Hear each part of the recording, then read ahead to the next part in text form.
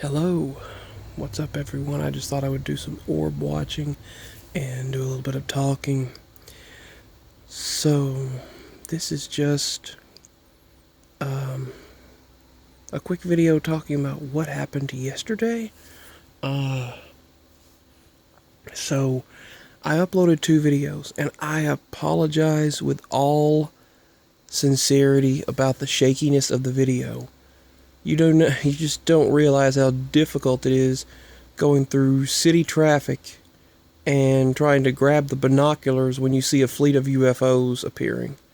And you're already like wow, excited, because you're seeing something for that you actually have a chance to legitimately record and prove and provide evidence of. Wow, I just saw something. And then it just went right above me. I really hope I captured what I just saw on camera. But anyway, you don't realize how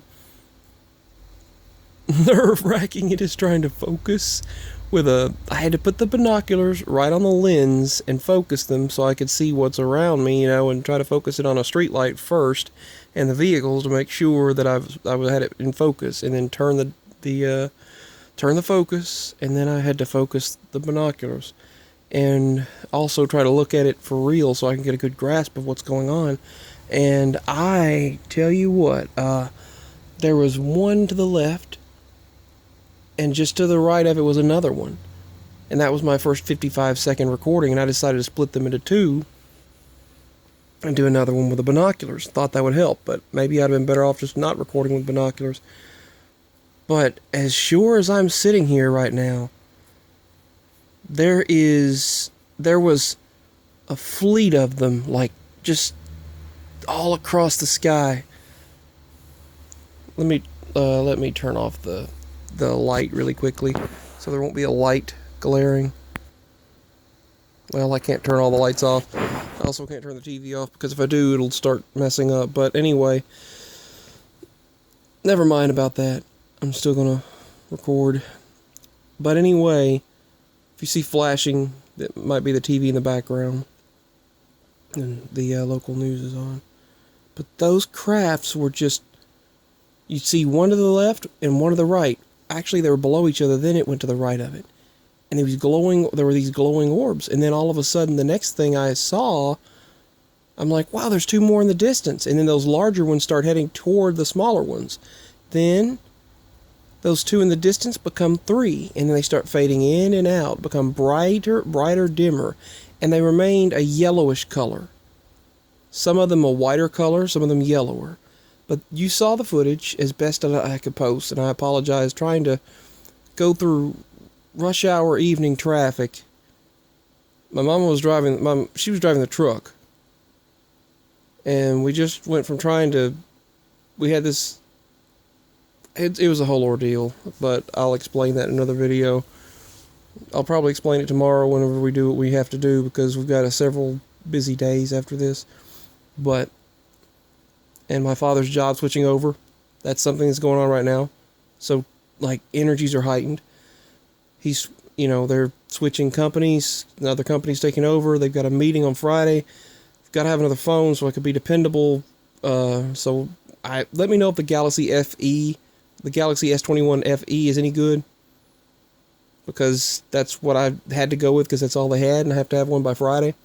And then I've got to have something by the 21st, 22nd, probably sooner, to set up the new micro cell tower, or we won't have any signal here at the house, period. So none of my devices are compatible, so they just pretty much put us between a rock and a hard place. But I got to be at the meeting with my father on Saturday. I'll probably have to pick him up Friday. We've got to go to Best Buy today to go talk to them about the phone. It's the only place that had it. We've been on the phone for days trying to sort things out with these phones, and it's been a big deal. So energies are heightened. So we were heading back from there, from the Best Buy, because they had us scheduled appointment, which you have to do now. It's crazy. A scheduled appointment. And when we had that scheduled appointment, we got there and they told us, well, the technicians aren't here. There's only one, and he's busy right now. I'm sorry, you'll have to schedule for tomorrow. I know that's inconvenient. Then his computer shut off, and he said, oh my goodness. He said they shut our lights and computers off automatically through a system at the same time. And he said it's crazy. He said we're all just so controlled now. People have to be like robots. It's ridiculous. And the Best Buy looks so different anymore.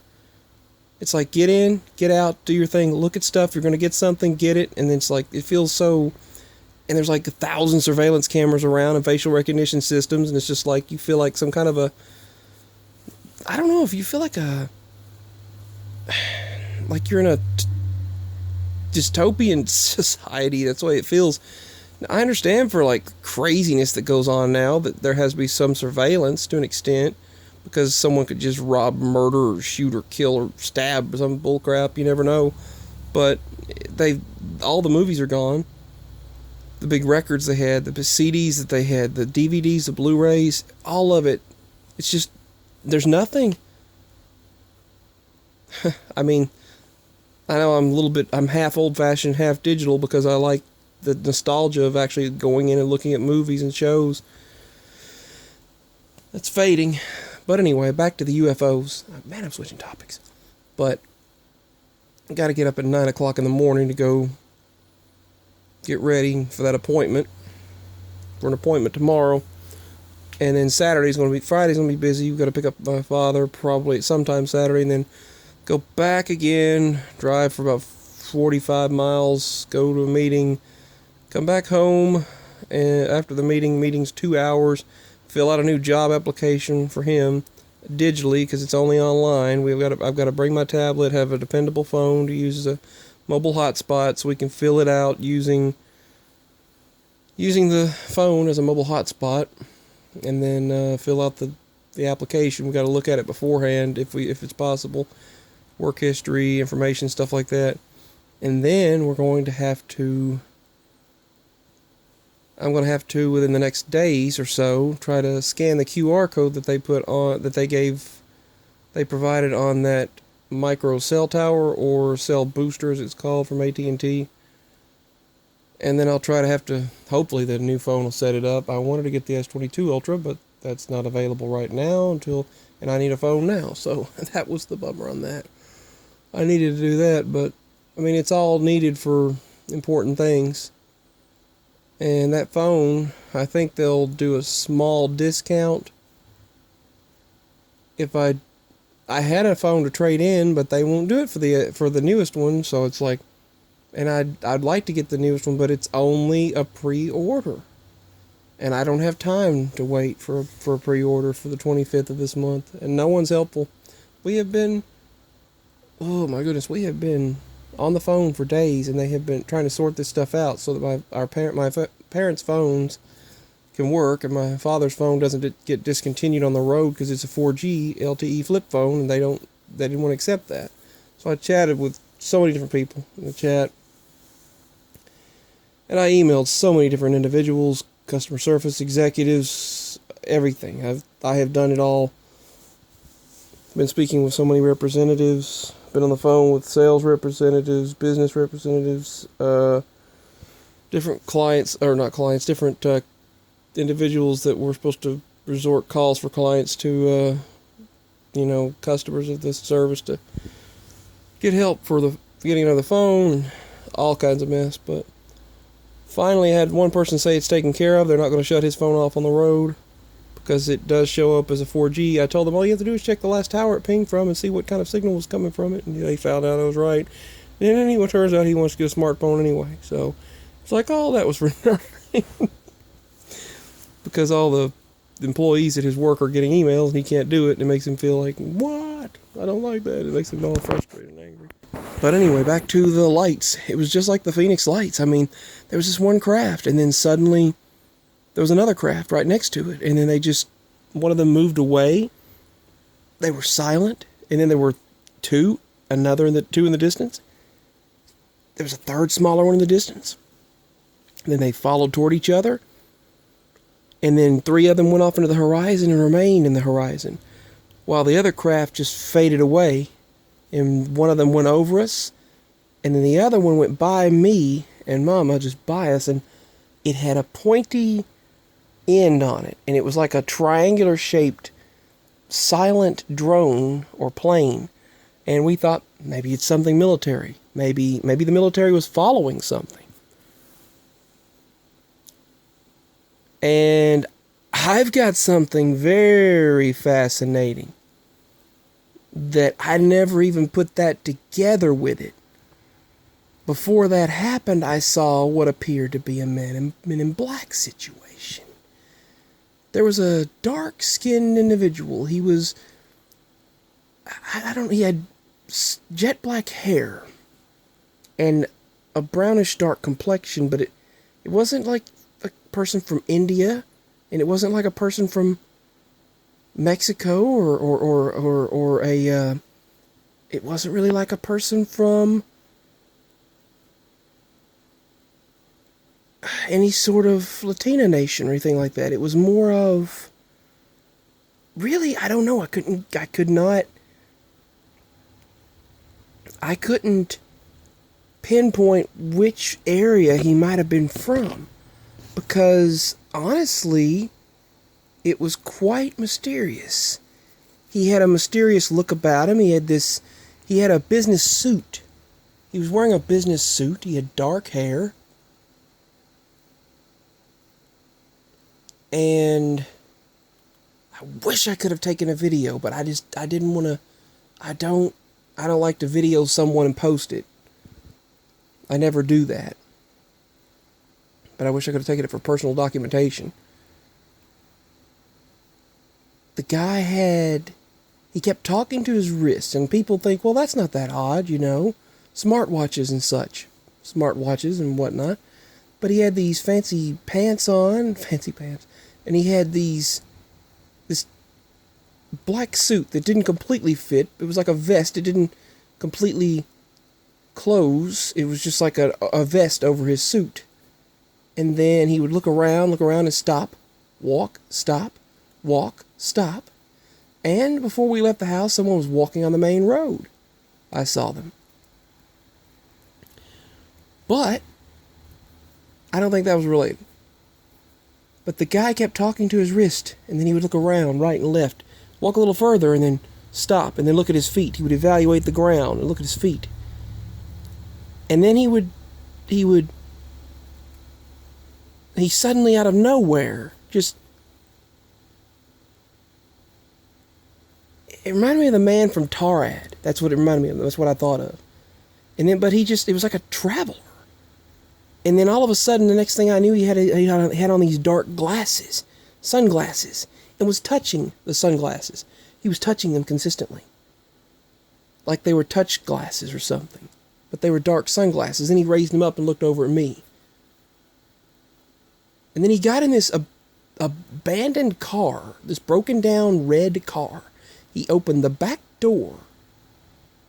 He opened the back door of this red car as we were leaving this gas station. This is locally. It's a local gas station, like not even 2 miles from us.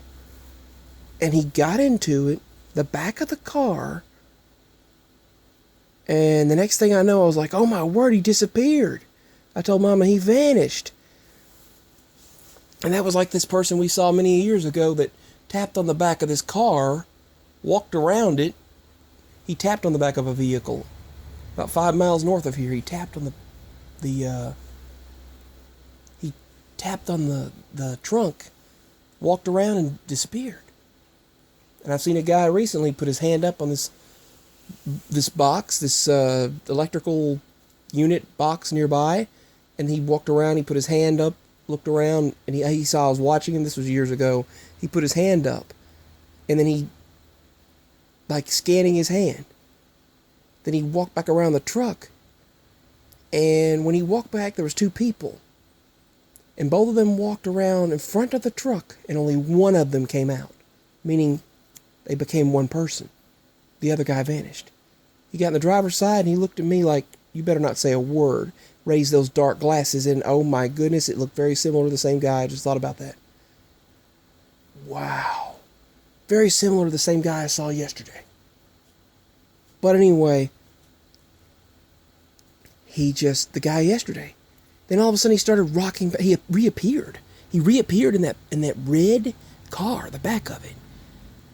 And then I said, he's rocking back and forth consistently.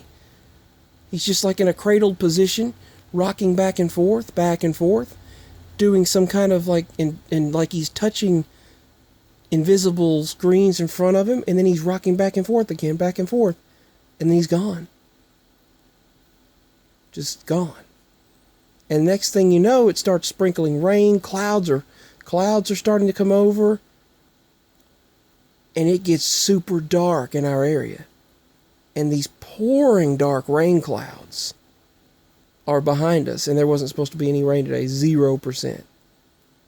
But on our area, super dark clouds, where it started sprinkling rain, and then heavy rain happened behind us, and super dark clouds. Then as we're heading back home, I see that fleet of UFOs, and then followed by the strange, triangular-shaped, silent craft. And it hovered right over us, and then went on after I started trying to video it some more. My phone, then whatever it was, my phone just shut off, and then I couldn't record anymore. But that was the strange encounters. That was the strange encounters of today. We've got a lot to take care of today, this week as well, but let's hope this is documentation, but let's hope that my father's changeover at work goes well.